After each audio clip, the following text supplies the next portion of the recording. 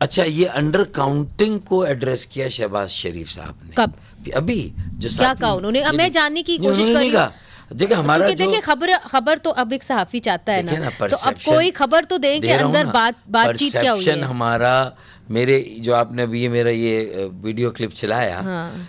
इसके बाद मर्दमशुमारी का एक सिलसिला चल रहा था, उसके साथ साथ पैरेलल चल रहा था। हमारी नाराज़गी पीपल्स पार्टी की ज़मानत देने और फिर पीपल्स पार्टी पर कोई प्रेशर नहीं डाला पीएमएलएन ने, हमारा ये शिकवा था।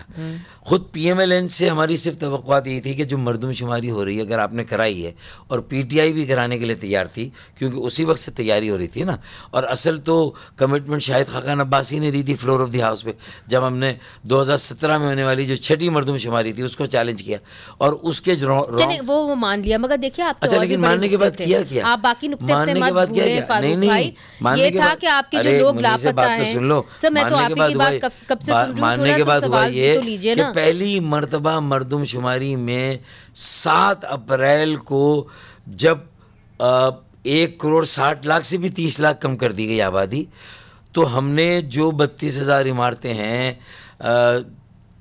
4,000 के करीब कच्ची आबादियां हैं, गोट है, और उसके अलावा जो सैकड़ों हज़ारों नई जो 32,000 इमारतें नई बस्तियां जो 200-300 थी, तो जब हमने उनकी निशानदेही की तो वो जो सैटेलाइट इमेजिंग पे वाजे हो गया कि उनके ग्राउंड, तो ये क्या किया? पीपल्स पार्टी ने अपनी टीमें सॉरी पीएमएलएन ने, सेंसस कमीशन ने मरकज से अपनी टीमें भेजी। तो वो आपसे इस बात पे एक ही पेज के ऊपर है कि जो कराची की आबादी है उसको कम दिखाया गया। उन्होंने आज क्या कहा? देखिए बिलखुसूस मियां नवाज शरीफ साहब ने क्या कहा, और पहली बार मर्दमशुमारी के रिजल्ट में पहली मर्तबा जो हकीकत है वो सामने के कराची की ग्रोथ रेट जो थी 4.1 थी और पूरे कंट्री की 2.5। आज मियां नवाज शरीफ ने आपको क्या कहा? क्योंकि लोग जानना चाह रहे हैं कि आज जो आपकी मीटिंग, उन्होंने कहा कि इसकी आबादी को भी बिल्कुल सही गिना जाए, अगली मर्दमशुमारी में मजीद आबादी बाजियाब हो, जो कराची का और सिंध के शहरों का हक है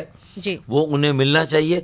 और K4 के लिए हमने सारे पैसे रिलीज़ किए, फिर भी प्रोविंशियल गवर्नमेंट ने अगर K4 को कंप्लीट नहीं किया या शुरू ही नहीं किया, तो ये जो पैसे वफाक ने रिलीज किए ये आप तक पहुंचे नहीं, चूंकि पाकिस्तान पीपल्स पार्टी ने प्रोविंस में रोक लिया। आप ये कह रहे हैं रोके नहीं, खर्च कहाँ किए नहीं पता चल रहा है।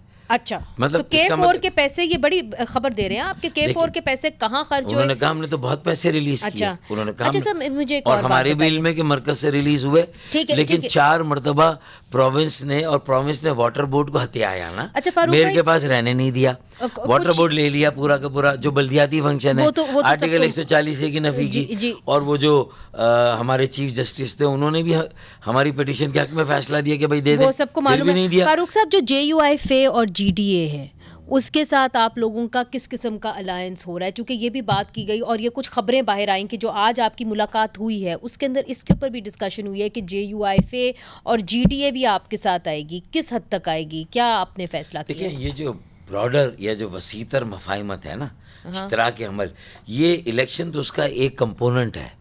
नहीं, उस कंपोनेंट के बारे में let's talk about it, because election is important sir.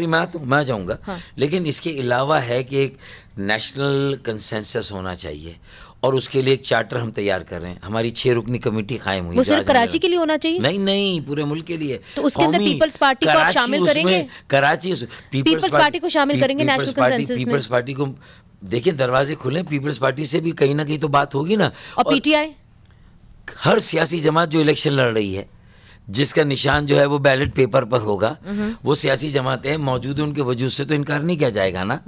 ये तो election commission, chief election commissioner ने भी कहा है ना कि तो इसका मतलब है कि जब बल्ला मौजूद होगा तो मैं कैसे कहूँगा कि मैं बल्ले की तरफ नहीं देख। तो ये जो 6 रुकनी कमेटी आप बना रहे हैं, कुछ इसके खदोखाल हमें बताइए कि ये क्या करेगी ये 6 रुकनी कमेटी? इसका सबसे बुनियादी मकसद ये है कि जो मुल्क को सियासी माशी बहरान से निकाल कर आइंदा हुकूमत को जो चैलेंजेस हैं उसको भी अभी से कॉम्प्रीहेंड करके, ताकि अगर जमहूरियत को एक मौका देना है आगे तो उसका सफ़र ज़्यादा स्मूथ हो और अपोजिशन और ट्रेजरी बेंच की लड़ाई और जंग में पार्लियामेंट पूरी हाईजैक ना हो जाए और उसमें प्रायोरिटीज़ बाद में तय हो, पहले से क्यों ना तय हो जाए।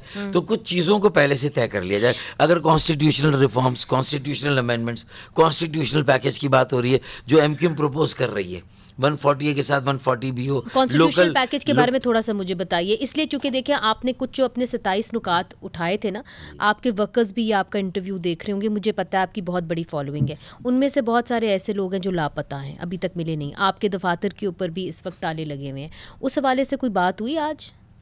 देखिए उस हवाले से बात ज़रूर हुई, इसी में एजेंडा उसका डाला गया, और उसमें ये भी बात है कि अगर उसके अंदर तो PMLN अगर failed to deliver on that। देखें अगर वो तो पीटीआई भी डिलीवर फेल हो गई थी, वो तो सारी जमातें अब तो क्यों फेल होती है? आसमान से तो कोई सियासी जमात लाएंगे नहीं। मगर आपने तो ये कहा था कि इसी पॉइंट्स के ऊपर हम आपसे बातचीत करें, मुझे याद है आपका, मैं उधर ही थी जब आप लोगों का ये एक तरह से एक अंडरस्टैंडिंग हुई और आपने कहा ठीक है हम नो कॉन्फिडेंस में भी आपका साथ देंगे। It was based on this ना जी, मिसिंग पर्सन की बाजियाबी का मुतालबा हमने हर माहिदे में भी किया, हर हुकूमत के साथ इल्हाक करते हुए भी किया, और फिर उसके बाद अपोजिशन में किसी के साथ थे तो वहाँ पर भी ये बात की, पार्लियामेंट में भी उठाते रहे, और अपने ये चारों जलसे हमारे अब तक हुए हैं इलेक्शन की तैयारी, उसमें भी।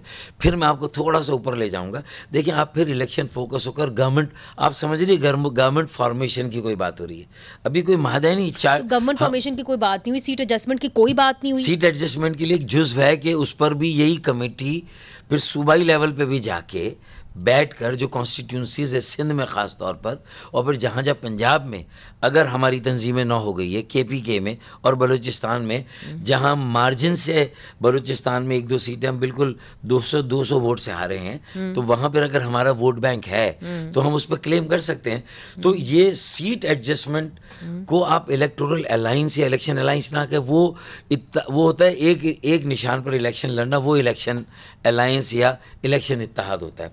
ये एक अंडरस्टैंडिंग है, और ये अंडरस्टैंडिंग सिर्फ इलेक्शन की और सीटों की नहीं है, बल्कि आने वाली हुकूमत के जो चैलेंजेस हैं उनको कैसे, सिर्फ वोट नहीं लेना लोगों से, लोगों के मसाइल को कैसे आप हल करेंगे, आप उनको मुश्किलात से कैसे निकालेंगे।